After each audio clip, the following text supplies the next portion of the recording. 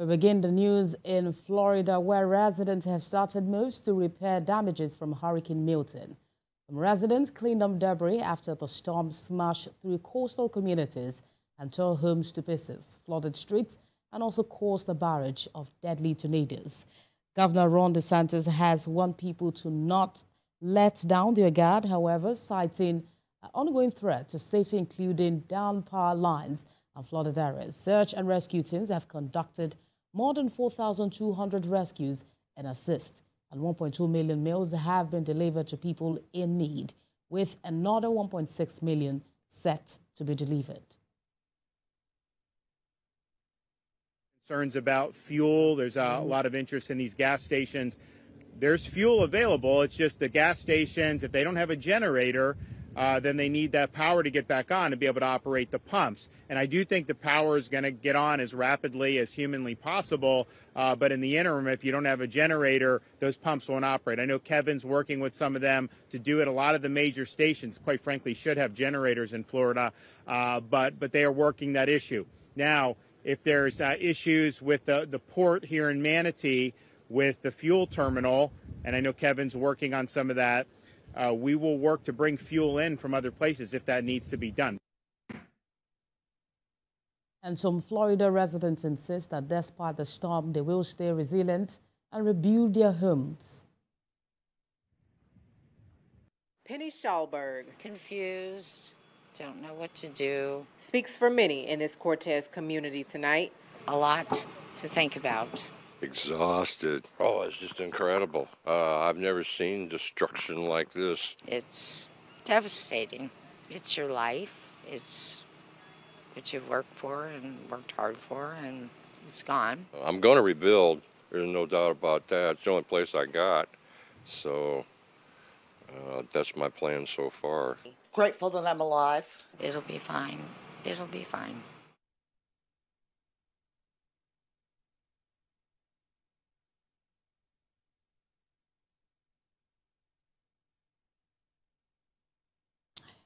And for this conversation, I have joining me on the news Lecturer of Equity, Diversity and Inclusivity, University of Bristol, Dr. Temitope Onifade. He joins me, to discuss the effect of Hurricane Milton. It's good to have you join us on World Now. Thank you very much for having me. So the hurricane has been quite terrible. And it's unfortunate that we're going to continue to have similar events around the world. As you've seen, we've had lots of destruction of property, and some people have died also because of the hurricane. So scientists have already connected the hurricane to climate change. The challenge is if we do not do something about climate change, we're going to continue seeing similar events. Not just in the U.S., but around the world. And even with, several advocacies about the effect of climate change on different regions, we still see disinformation and conspiracy theories being a huge problem with these natural disasters. What do you make of the evacuation process? And did the hurricane seem like the worst scenario, considering the losses? Unfortunately, it's not the worst case scenario. It is possible to have things that are more serious. And don't forget that usually weather events don't come as singles. Usually they're complicated, they're compounded by other factors. For instance, it's not just about the flooding. You'd also have tornadoes and various weather events that would impact people's properties, lives, and so on and so forth. We're yet to see the worst case scenario if we don't take action to deal with our extreme greenhouse gases that are warming our planet and triggering these various events. And the fact that the hurricane was not as devastating as expected, I mean, it was expected to be the worst, considering the fact that recovery efforts for communities impacted by Hurricane Helen is still ongoing. Is this likely to affect future predictions? Well, I guess scientifically, decision makers are going to factor this hurricane into their decision-making models. But in terms of predicting, it's difficult to predict accurately what events are going to happen in the future. And in terms of getting people help that they need, unfortunately, they can't move as fast as one would want. For obvious reasons, these kinds of events, like I said, are compounded. So as you're trying to get people to safety, you're also trying to save certain infrastructure or property. And that leads to a lot of losses and damages, right? Which is another big issue in this sort of climate policy space. So I think what we need is a holistic solution rather than a siloed solution. But that holistic solution has to be something at a much higher level. For instance, at the national levels and globally under the United Nations Framework Convention on Climate Change. So yeah, vulnerability is going to continue and people are going to continue to suffer, unfortunately, if we don't do something. And talking about vulnerability, like you mentioned, some residents are looking to rebuild while this hurricane is still expected in that region. Some determined to stay there despite the damage and government warning. What are the implications of federal, state, and local policy on decisions on things like this, and also convincing the people? Yeah, great question.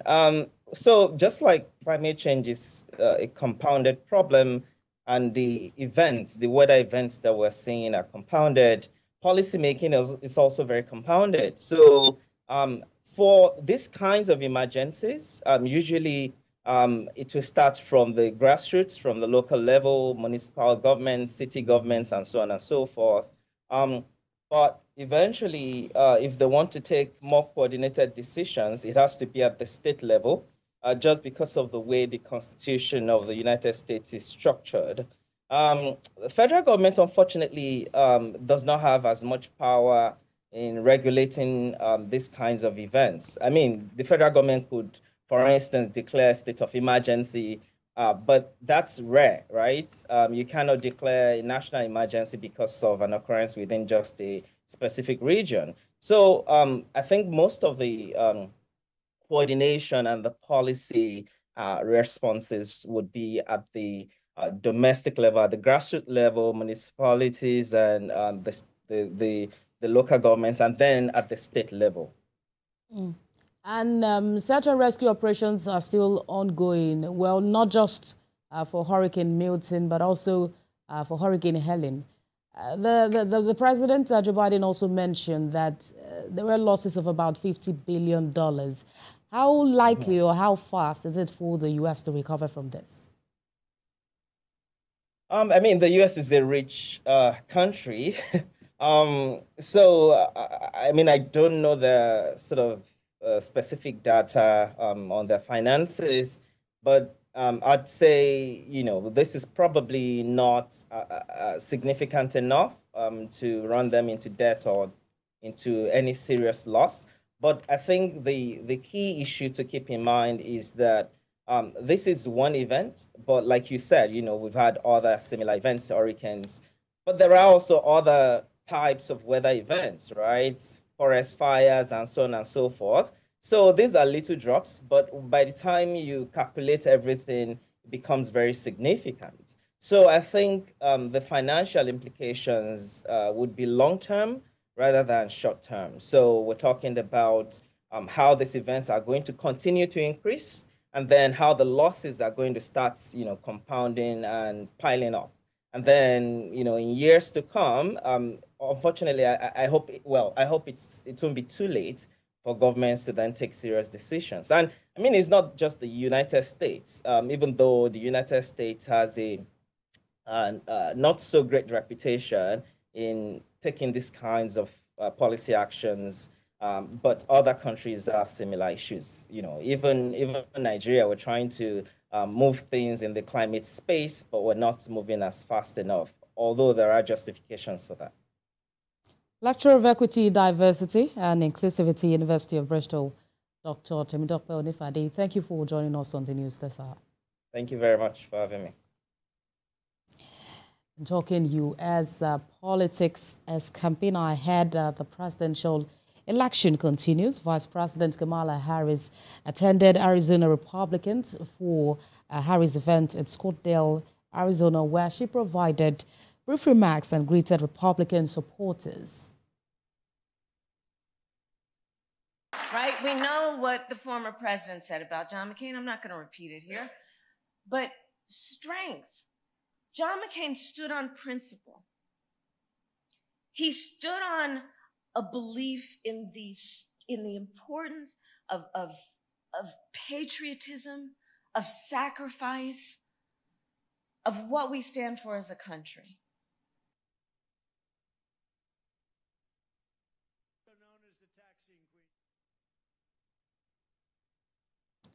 Meanwhile, former President Donald Trump held a rally at the Grand Sierra Resort in Reno.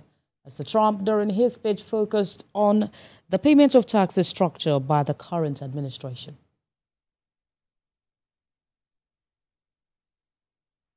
Under Kamala, it will be massive inflation, massive layoffs, massive tax hikes, and massive misery and depression.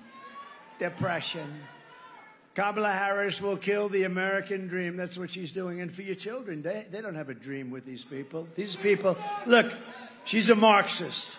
A lot of people don't know what a Marxist is. So let's put it simply, she's a communist. We're not going to have a communist leading our country. She's a communist. And former President Barack Obama has also appealed to Americans to vote for Kamala, warning of a tight White House race between her and Donald Trump with less than a month to go. We're still on to the world now. Be back with more stories after this break. Stay with us.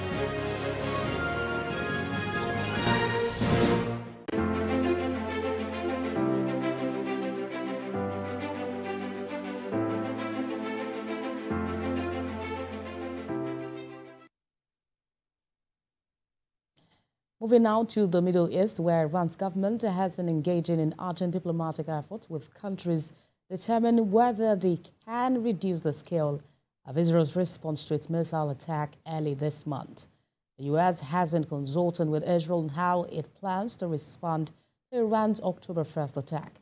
And U.S. officials have also made it clear they do not want Israel to target Iranian nuclear sites or oil fields. Meanwhile, at least 22 people were killed by Israeli bombardment on the city of Jabalia in northern Gaza. We have details in this report. About 22 persons were killed and dozens left injured after Israeli airstrikes hit a densely packed residential neighborhood in the heart of the Lebanese capital. This is according to figures released on Saturday from emergency responders. Israel says it is targeting Hezbollah fighters, but the areas that came under attack are outside the group's stronghold in the southern suburbs of the capital and an area where many had fled in hope of safety. Meanwhile, Israel's military has ordered additional residents of northern Gaza to move south ahead of planned military operations on Saturday. The residents join tens of thousands of other Palestinians who were told to leave in a round of evacuation orders issued on Monday. Reports say the army will operate with great force in the areas of Jabal Yah and Nazla, north of Gaza City, and will continue to do so for an extended period. Sri Lanka's foreign ministry has, however, reacted to the hostilities in the Middle East. This comes as it said it strongly condemns Israel's attack on UN peacekeepers in Lebanon that injured 2 of its soldiers on Friday. The Sri Lankan Foreign Ministry revealed that the peacekeepers were injured in an attack at the United Nations Interim Force in Lebanon headquarters in the southern city of Nakura. In another development, there is a national collection campaign for the victims of violence in the Middle East.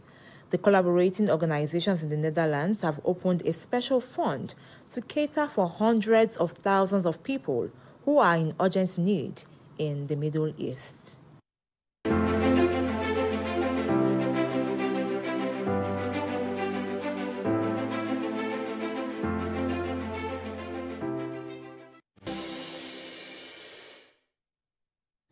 Ukraine's incursion into Russia's region is now entering its 3rd month, with scores of settlements still firmly under its control. The operation marked the first time foreign troops entered Russian territory since World War II. Meanwhile, reports say a Russian missile strike has killed 4 persons at a mushroom farm in Odessa region. We have more details in this report. Russia's Ministry of Defense says its forces had downed 47 Ukrainian drones overnight, including 17 in the southeastern Krasnodar region, among others, with no immediate reports on casualties.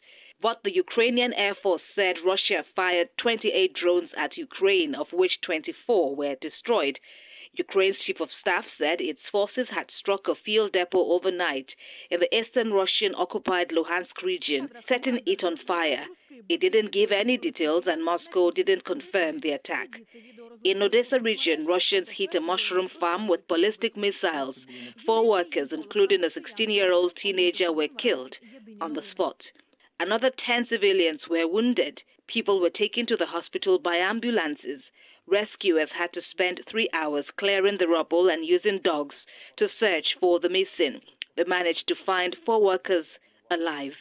Meanwhile, the offensive of Ukrainian forces on Russian territory has slowed down, and the Russians have brought in reinforcements. This is according to the Ukrainian soldiers who are currently holding positions in the Kursk region. In another development, Pope Francis has met Ukrainian President Volodymyr Zelensky for their second face-to-face encounter in 4 months. Both men, who previously met on the sidelines of the Group of 7 summit in southern Italy, held private talks for 35 minutes at the Vatican's Apostolic Palace. We move now to Africa, where all of Chad's 23 provinces have been impacted by intense floods brought on by severe rainfall. Reports say over 550 people have died and 210,000 homes have been washed away, with about 432,000 hectares of land and 72,000 livestock destroyed. Now, this comes as the country declared a food security and nutrition emergency in February. Families are now sheltering in makeshift sites, and schools left without access to health services, clean drinking water, sanitation and hygiene, as diseases, diarrhea, malaria, respiratory and skin infections could rise. Protection risks have also increased for women and girls in temporary sites where they have little to no privacy, and when they venture outside to look for food and firewood in an unfamiliar environment. Unrest has continued to rock French Caribbean island of Martinique. This comes as the territory's main airport was targeted by demonstrators and a fresh protest decrying a high cost of living. The latest round of violence prompted the government to announce another curfew from 9 p.m. to 5 a.m.